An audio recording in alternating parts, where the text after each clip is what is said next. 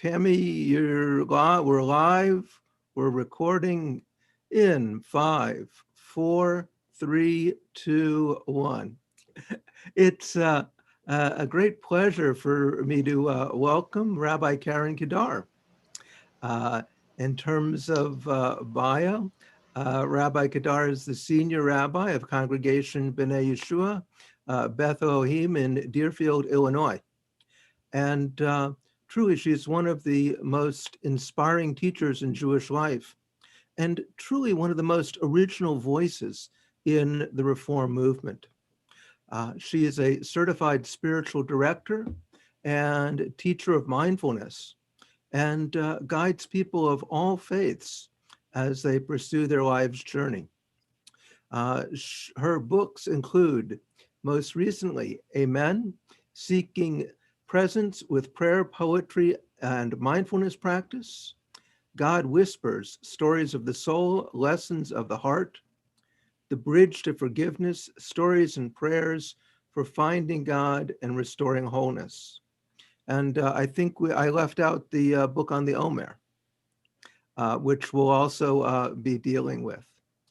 And Rabbi Kedar and Rabbi Gibson and I were all in school together in Cincinnati, and we also welcome Rabbi Bisna this evening. Rabbi Kedar lives outside of Chicago with her husband Ezra. She has 3 children, their spouses, and 5 grandchildren, all in Israel. And it's wonderful to all be together. Thank you, and it's a great evening with Karyn. Oh, thanks, Daryl. And it's so many memories. And, Jamie, it's to take this moment. First of all, you all had a magnificent rabbi. You have a magnificent rabbi. Rabbi Gibson is known among rabbis as one of the good ones. We know each other when no one is looking. And therefore we can't say that about everybody. And I 100% can say that about Rabbi Gibson. We would find ourselves sometimes on a bus heading to the biennials that you all talked about, catching up really quickly, and sometimes in the back of sessions, and just truly a distinguished, beautiful, beautiful career, Jamie. I just wish you just love and health and filled with meaning and purpose. We don't retire from being a rabbi. We just evolve into our next. Rabbi's an attitude in the world.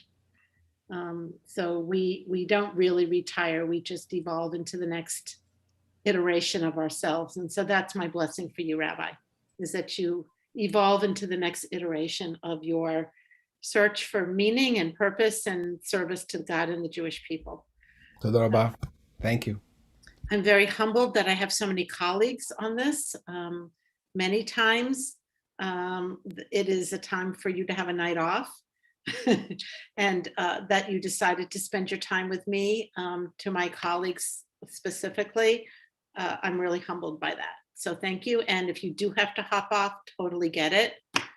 And I see so many people that I have worked with. Barbara Schumann and I were like shoulder to shoulder for so many years in the trenches of the good old days of the URJ, and so many of you that I met at different biennials. So thank you for coming back again, and those of you who I'm meeting for the first time. So here we are. Here we are. And what an interesting place we find ourselves. Because when I say here we are, I don't necessarily mean the physical surroundings of where we are. You see, I'm in my home, and some of you are in the car, and some of you are in your homes, some of you are in other places. But when I say here we are, I mean spiritually. Oh my God, here we are. How do we find ourselves in this place? What strange days have evolved to bring us to this moment, a week before Passover. When last Passover, we were scrambling to say, wait, a Zoom Seder? I think I can do a Zoom Seder. Really? Well, it wasn't so bad. Well, was it bad? And for many of you, you'll be doing a Zoom Seder again, or you'll be with family, but in a much smaller crowd than you're used to. This year has been one of enormous loss and a lot of blessing. And in our Jewish world, the truth of the spiritual reality is when we can hold the paradox of blessing and loss at the same time, so that we can acknowledge the people that we've lost, the life that we've lost, the sense of security that we've lost, perhaps the job that we've lost, the senior year of high school that some of your kids have lost, or grandchildren. So much loss on one hand. And what I hope to also talk about is, and what have we gained? Because if you remember correctly, we were going 1,000 miles a minute into this pandemic.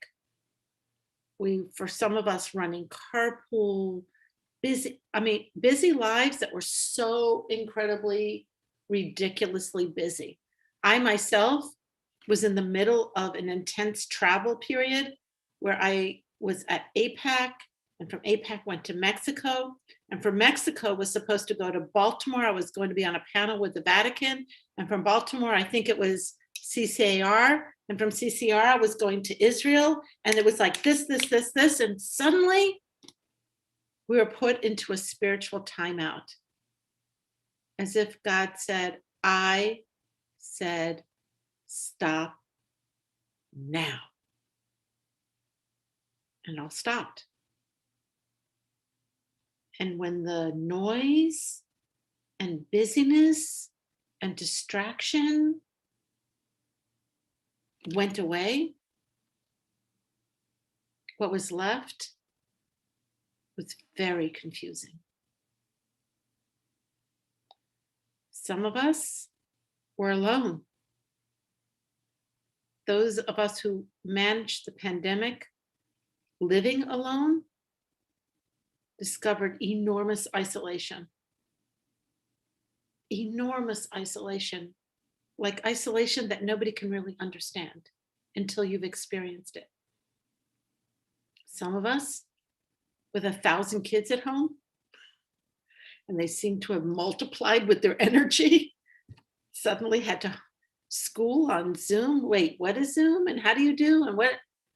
And we were living in a noisy, chaotic world. Some of us with the children at home also had to work. We had employers that were sympathetic, employers that weren't sympathetic. Some of us were just grounded in a bad way. Couldn't go, couldn't do, couldn't help, couldn't see. Many of us, I would say almost all of us, felt fear in a way that we had never felt fear before. As if we were staring the angel of death in the eye and would not flinch. We couldn't take that away. So though we all live in the truth of mortality, what makes us able to function, and humans, we kind of pretend like it's really not going to happen, but we couldn't divert our eyes from the sense of our own mortality. And we were living in fear. This has been a really incredible year.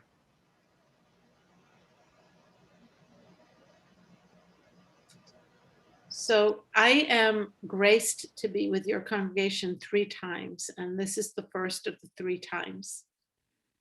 And what I want to talk about today, and I do urge you to use the chat for questions, and I do urge you to use the chat for comments. I can actually multitask. I have become pretty good at this. So I'll be able to see the chat, and I'll ask you, Tammy, also to keep your eye on it in case I don't see it, to stop me in the chat, because we have about, Rabbi Crystal, another 45 minutes to our time, and I will end on time.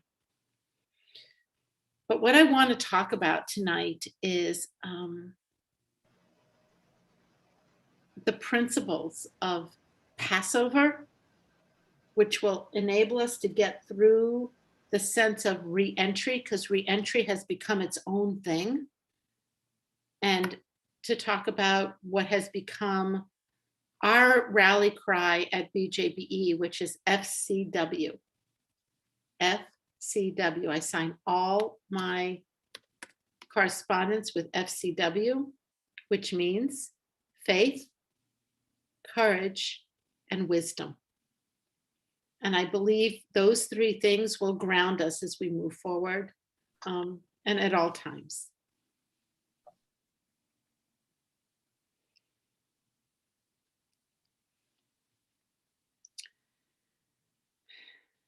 So how unbelievably poignant are the themes of Passover right now, right? Enslavement? Really? You want to talk to me about enslavement? Go ahead.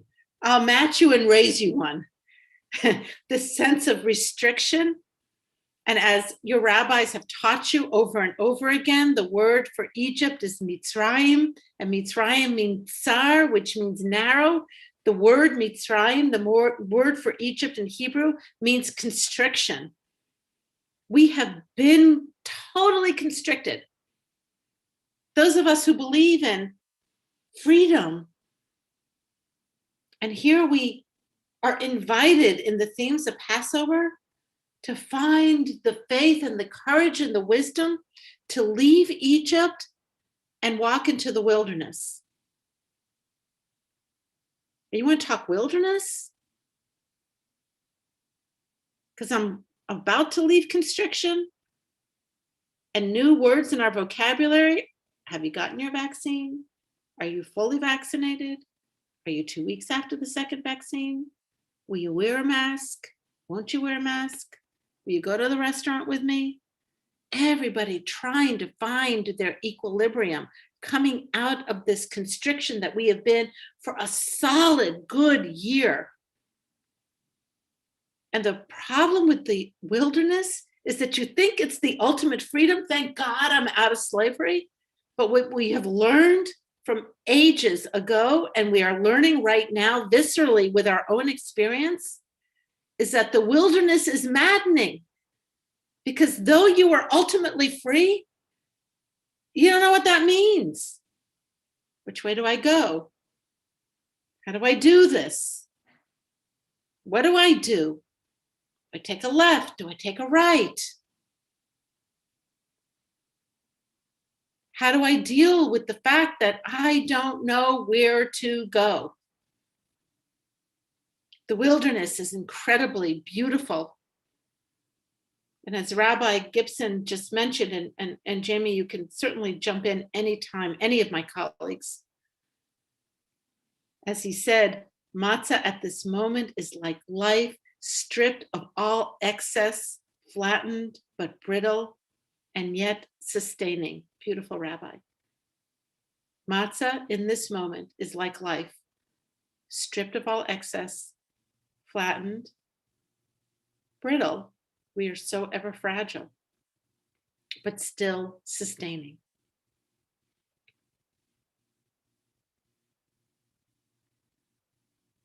So I know that it's hard. I tend to go straight in to the spiritual reality. And when you're not used to being in dialogue with me or speaking like this in public, it is very difficult. But I really want to hear what you have to say about reentry. Because as it turns out, reentry is a real thing. A real thing.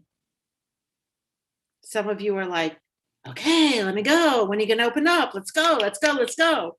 And some of you are like, I don't know. They say you can still. I don't know. What's the science? What's the fear? And to practice non-judgment, to heal, to not jump when somebody coughs. Because frankly, folks, I'm going to just tell you right now, the biggest secret in the entire world, not every cough is COVID.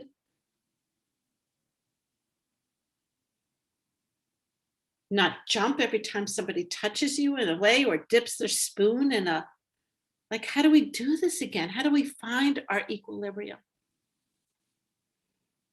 And so I want to talk about faith. I want to talk about courage. And I want to talk about wisdom. And I begin with the hard one, faith. In our synagogue, Jamie and I talked about this a lot. Your rabbi and I spoke a lot about the building that we built. And we have this big center. And we have these arches. And on the arches, we put faith, courage, and wisdom way back when, in the olden days. I'm going to turn off my, hold on, exit full screen, shut down Outlook so you don't hear my dings. Go back to full screen because I want to see you in all your glory. I'll tell you what saves faith for us, we Jews. Thank God we're Reformed Jews. That's all I can say right now. Thank God we're Reformed Jews. So as all of you remember, and I'm assuming that you could tell the story just as well as I could. Once upon a time, there were patriarchs, Abraham, Isaac, and Jacob. And Jacob was a twin. And this twin, Jacob, had a very dysfunctional relationship with his brother. And the parents added to the dysfunction. And Jacob stole the inheritance and the blessing. And his brother screamed a primordial scream, a scream that was so incredible. And the two brothers separated. Jacob's mother said, you better get out of here because your brother's going to kill you. And they separated and they went each to their own area.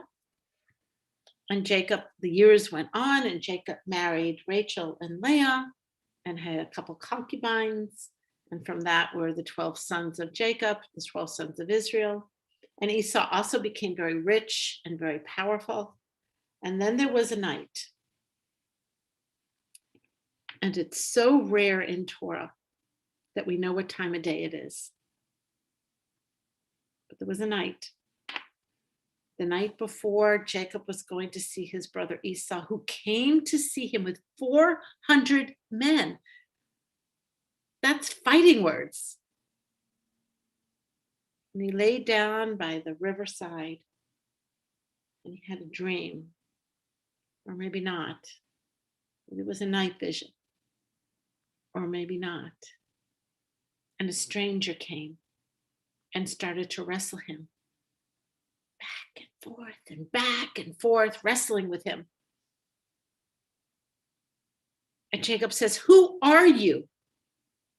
And this stranger, who's also called a malach, which could be an angel, which was it, a stranger or an angel of God, did not answer him and wrestled with him and wrestled with him. And he said, who are you? And this messenger from God, this angel, would not answer him. And the sun started to rise. And Jacob says, just tell me who you are. And he's wounded because sometimes when you wrestle with God, you are wounded. Have you wrestled with God this year? Have you been wounded because of it? And the stranger, or maybe an angel, said, I'm not going to tell you who I am, but I'm going to tell you who you are. You are no longer Jacob, but you are now Yisrael, Israel, one who wrestles with God.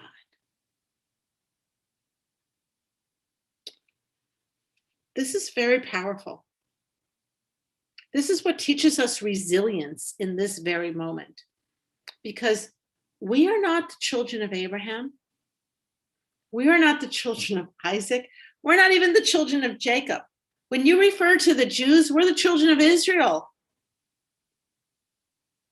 When we were fortunate to have our own country, we even named it Israel.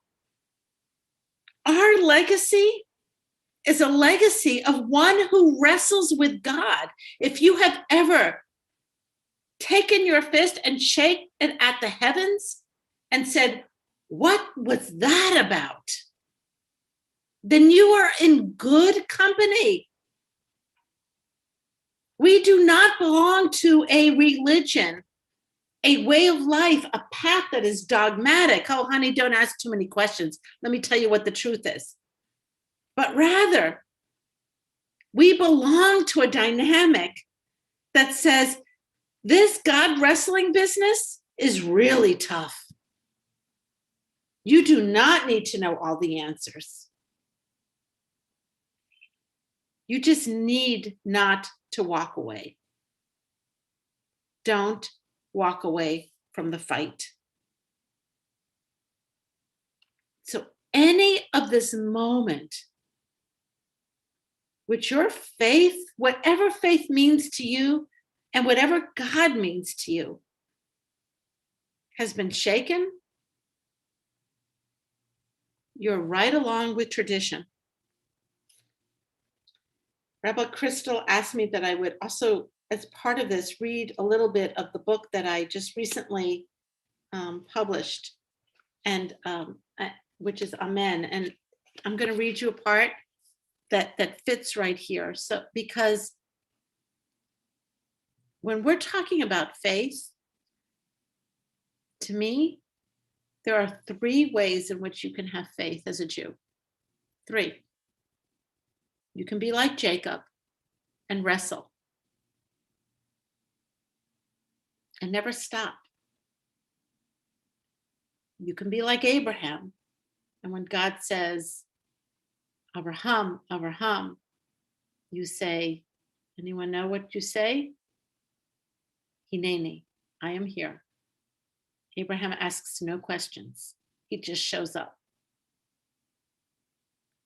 You can be like Adam. When God says, hey, Adam, Ayeka, where are you?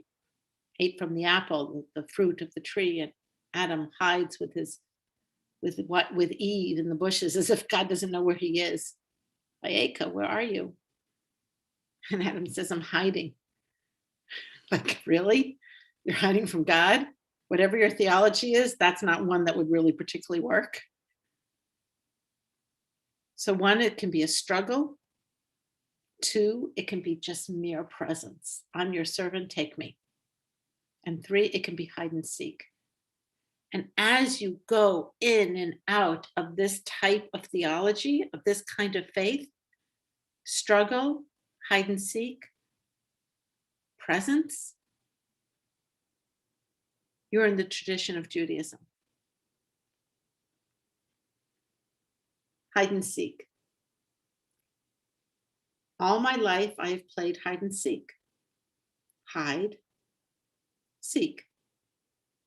Hiding from you, dear one, and from myself, from my faults, from the dusty parts of my soul that have not seen the light in so many years, that are afraid to face what needs to be seen, what needs to be emerge, what needs to be repaired. Expose me, O God.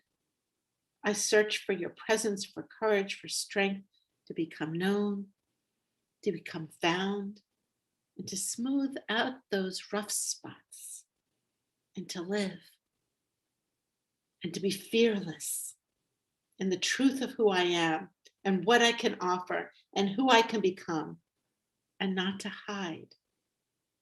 Find me.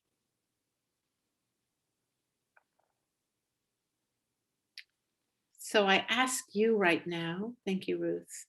I ask you right now to put in the chat, perhaps, when you think about faith in this past year, have you done the paradigm of Jacob, which is struggle, shaking your fist at the heavens and saying, what is that about?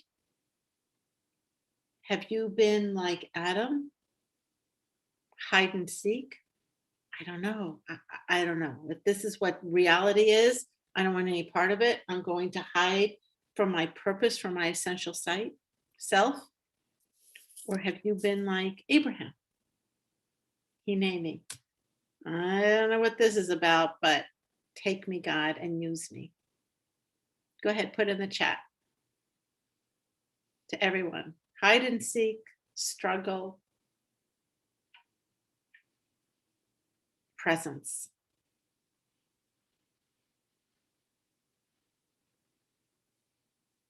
I see some of you answering.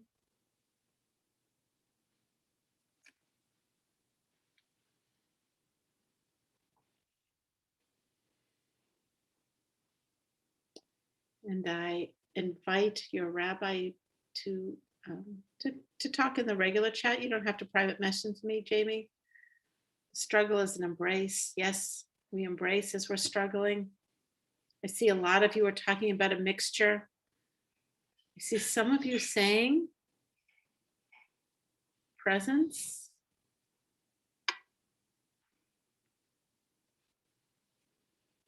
How does that help you as you're trying to make sense out of this year? Because all three responses are 100% legitimate. You can still be a faithful Jew and hide. And you can still be a faithful Jew and struggle. And it's really okay if you say, hey, you know, this has been cool for me. I'm okay. Just showing up. Some of you said privately, I don't even know if I'm aware enough to decide. I would call that hide and seek. So let me offer you this. So if you look in the chat, you see that I've typed a word. Joe, I see I've tried to maintain as much normalcy as possible. Yes, it's not been an easy, but I knew that eventually it would get better. We're going to talk a lot about hope, Joe. Hope is a spiritual principle. For the adults in my clan all now vaccinated, we can be together in person. So I typed in the chat here. I see Richard moved from Abraham to wrestling, to fear and hiding, still hiding. Oh my God, Richard, that's so beautiful. That's really poetic. And I think probably what a lot of people are feeling. So I'm going to put in the chat again, this word, nowhere. Now, what word do you see in the word nowhere? What two words do you see in the word? What two words? There you go, Karyn. Thank you. Rabbi, Barbara, beautiful. Now, here.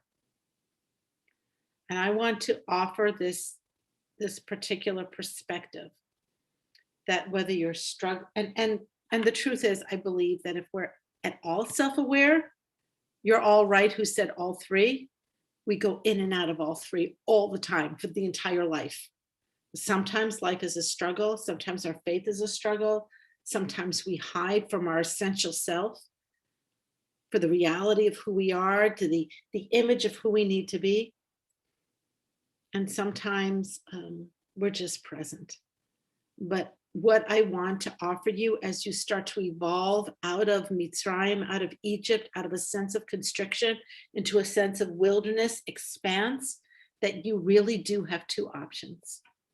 You can be nowhere, or you can be now, here. And if you're nowhere, it's because you're in fear. And the extent to which you can focus your fear, you now become now, here. And that's your choice. And every day you choose again, choose again. We're going to talk about this next time when we talk about the Omer, the powerful spiritual principle of choice and decision. But as we go from faith, remember FCW, as we go from faith into courage, I want to say that it takes courage to be now, here. Before I go into courage, any other comments that you want to offer?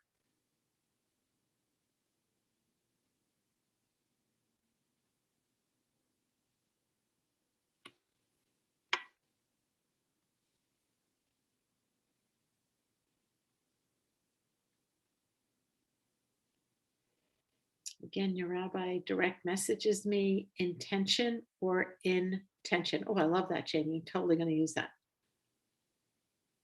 I just totally earned my living for the day. That's it. I'm done. I'm going to totally use that. That's beautiful. Intention or intention. Nowhere or now here. Thoughts, comments, take a breath.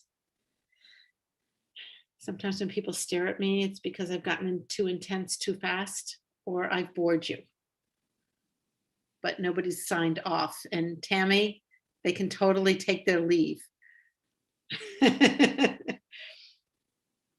We good? Should I go on?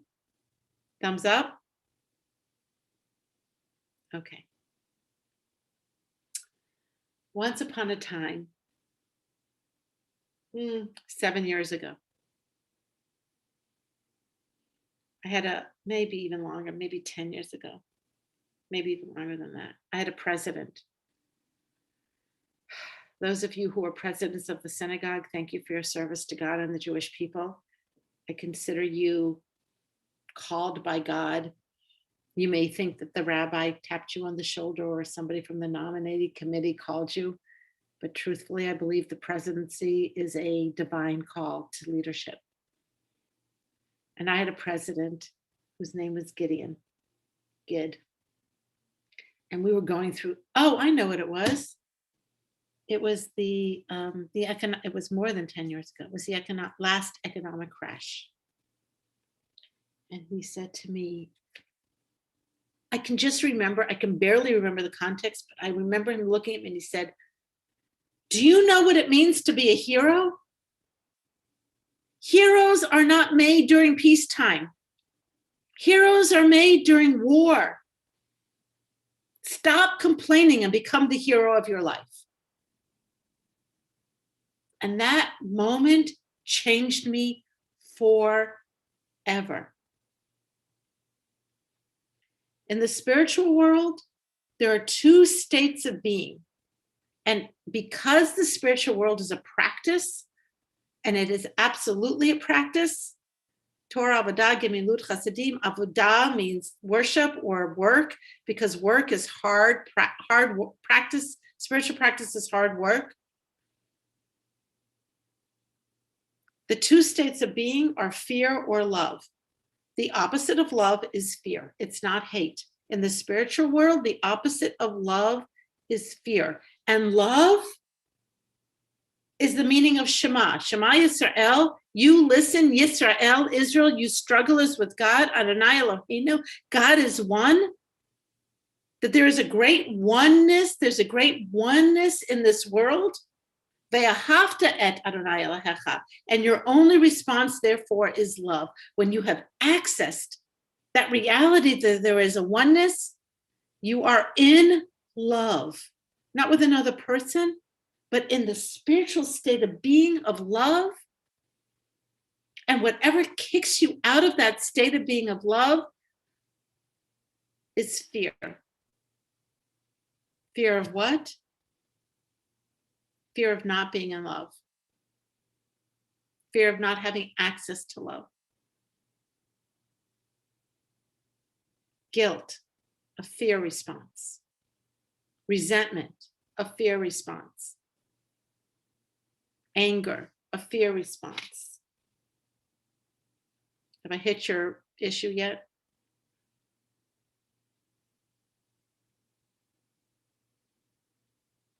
And any of these negative emotions are actually rooted back to the spiritual principle of fear of not having access to a great loving presence, which I think is a synonym for God. So what we've learned this last year is that it really takes courage to live. It takes courage to live. if we have used the moment properly, we have learned yet another layer of resilience, because we have existentially been threatened. It's not just the pandemic, it's the unrest and the riots, the earthquakes, the hurricanes, the fires. Pick your disaster. The political situation. It is so easy to be afraid. What I say to my congregation, and it's something I need to learn to practice, is you've got basically, whatever your network of television is, you've got a 15-minute cycle. After 15 minutes, turn it off, because it goes over and over and over again, reinforcing fear. I am so afraid of dying, of never hugging my grandchildren again, of living this last decade of my life alone, of catching the virus, of the wildfires, of the riots, of the sexual misconduct, which is triggering me.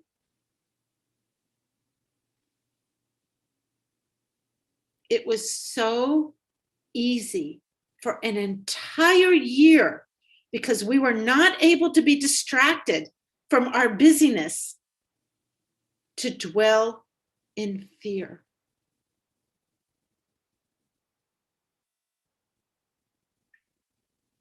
Right? Or is it just me? Am I alone on this? So what do? This enormous sustained state of fear has been an invitation, I believe, from the divine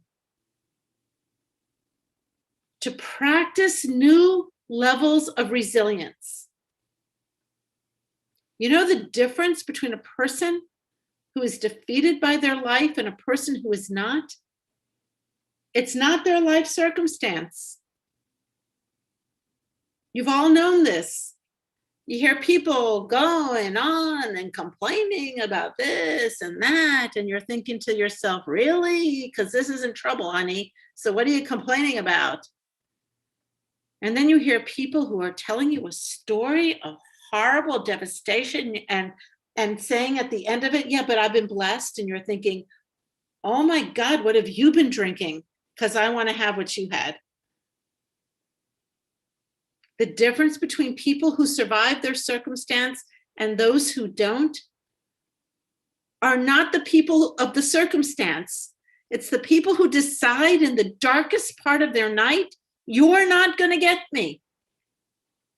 And this year has been an incredible year to learn resilience. Whatever your trouble has been, you have been in trouble. We all have. And how are you going to emerge from that? Where is the mental toughness that is required to come back out into the life, back out into the light? Friends, I invite you today to learn how to become the hero of your life. I offer this reading from the book.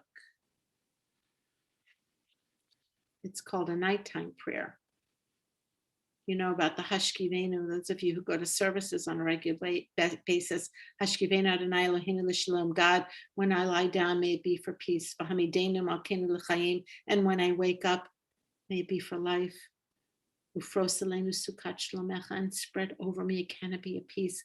We Jews pray every single night that when we lie down in the darkness of our soul, that we imagine not the dark,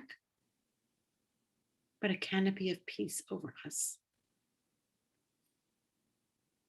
Other than the Shema, if you're going to learn a prayer, that's one of the three. So this is called a nighttime prayer. Fear not as the night takes hold. Lay down your head and be assured that there are no dragons here where brave souls confront and battle and defy and then cradle the frightened ghosts that linger and stay. This is your moment. Become the hero of your life, for heroes are made in battle, the courageous triumph, knowing when to fight and when to reconcile. We do not banish what pursues us. We take dictation. We do not banish what pursues us. We take dictation. We are faithful students of the broken heart, learning what needs to be learned and letting go of the rest. Cradle the frightened ghosts that linger in the night. They have taught you compassion and are no match for your love. God of the broken heart, hear our nighttime prayer.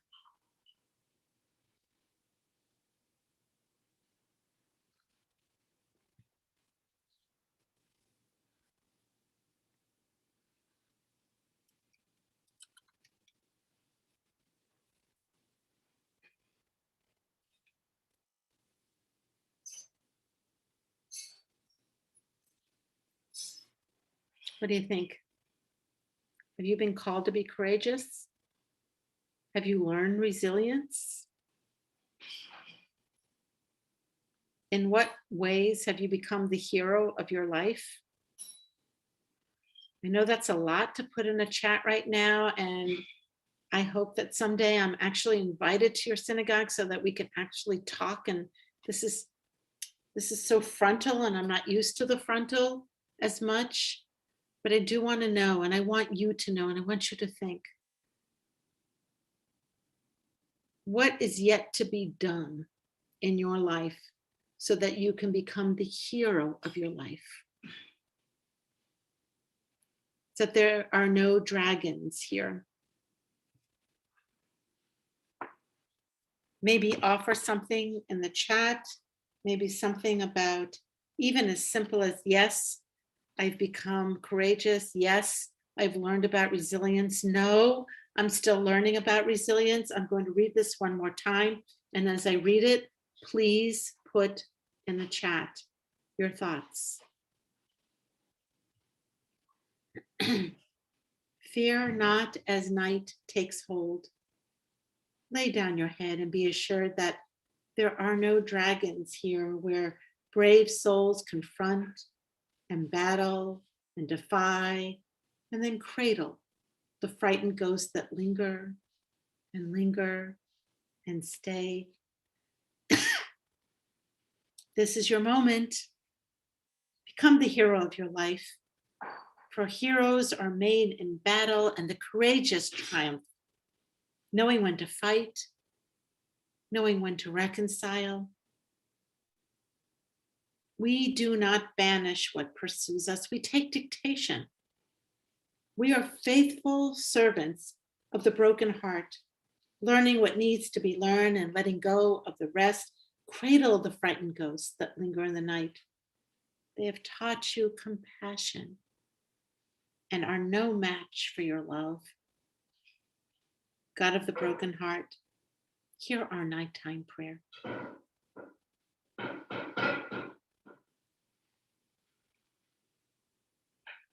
Are you faithful students of the broken heart? Faith, courage. If faith has been a struggle, if you've been playing hide and seek, practice courage and resilience. Become the hero of your life. Savannah, I love what you just said. I've learned how to be resilient for myself. I've learned how to keep going on for myself. The T.S. Eliot poem, I love that, although he was a little bit controversial in the Jewish world, but I digress.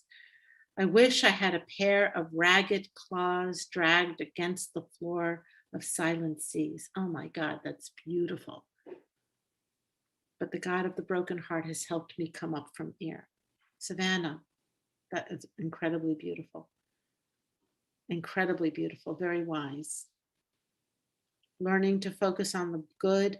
We're going to talk a lot about focus and perspective as our sessions go on. Learning about resilience after we had to cancel the wedding ceremony. I was just thinking about one of my brides. It's so hard, these funerals that we've done, the weddings that we've done, to live in isolation when everything we've learned about being a Jew is to be in community.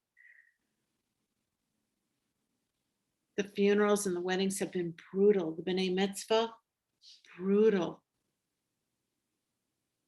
I am so sorry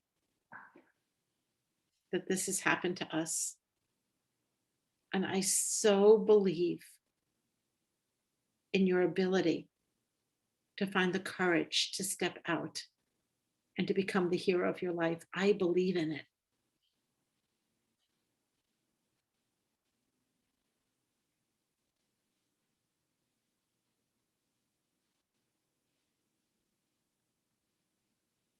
Realizing that I can have fear, but also courage.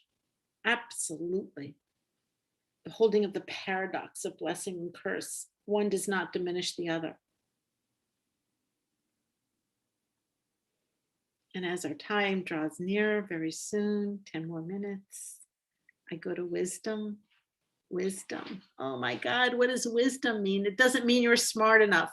It doesn't mean you got an A in biology, because I did not. It means that in this solitude that we've had, this imposed time out, this solitude, this time alone with ourselves, one of the invitations has been discernment. What have you learned from this moment? I want to know, what have you learned? What great lessons about what it means to be fully human, to be self-actualized, to be who you were always meant to be. What have you learned? And in that deep learning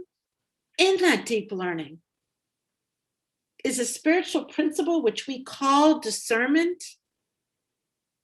In one of our prayers, right before the Shema, it says, Ahava, Rabbah, Aftanu, Adonai, Eloheinu. We believe in the great abundant love of this universe.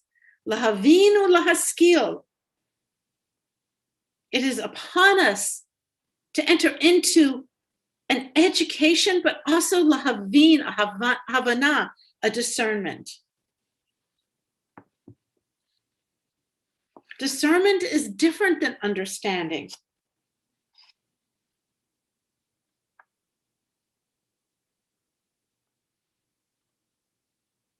Discernment is listening to those quiet murmurings of your heart to push away the fear and listen to the true God that is inside of you.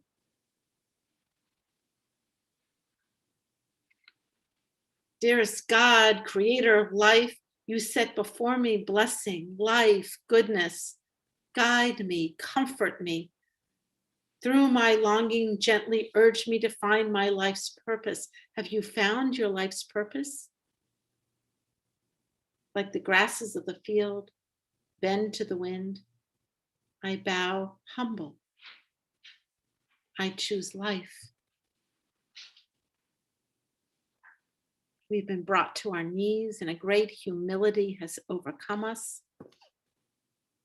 May it not be humiliation, but humility. And may it be a sense of, God, please practicing self-love, it's really okay. It's so easy to be critical of yourselves right now.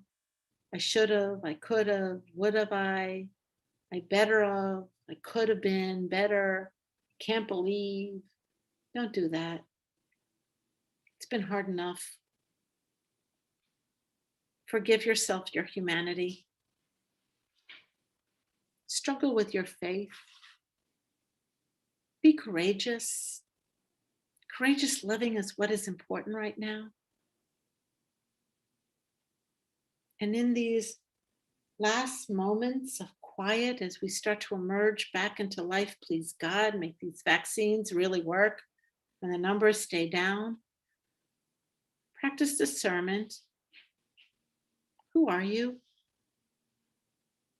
Who were you always meant to be? How do you step into the light and the truth of who you are? How do you become a servant of the highest good? Because, friends, if this is all about you, you miss the boat.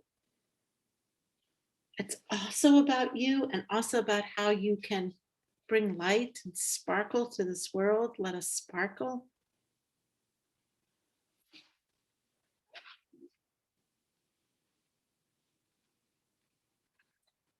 And the last thing that I'll read before I end, and then I will maybe take a couple questions.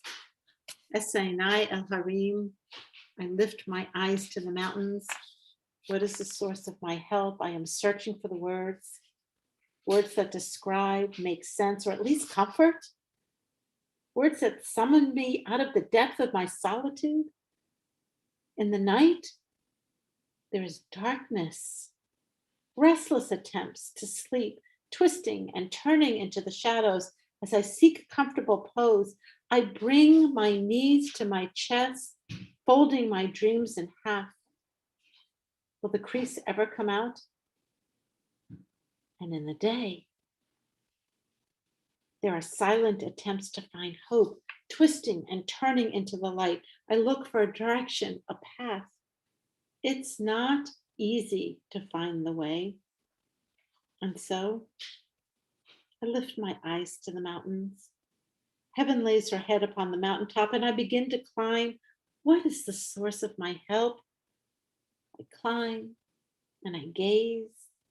More mountains, more horizon, never-ending moments where heaven meets earth, never-ending possibilities to meet the divine. You have never-ending possibilities to meet the divine.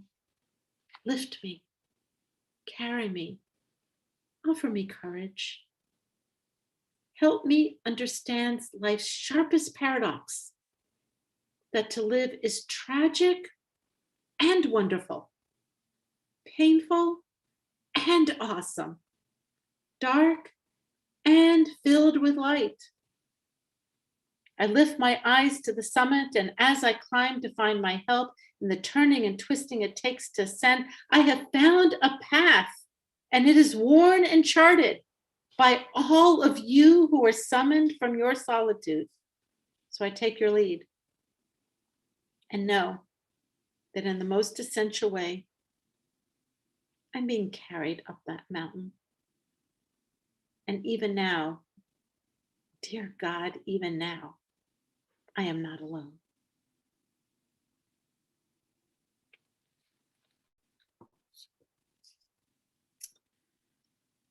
Thank you, everybody.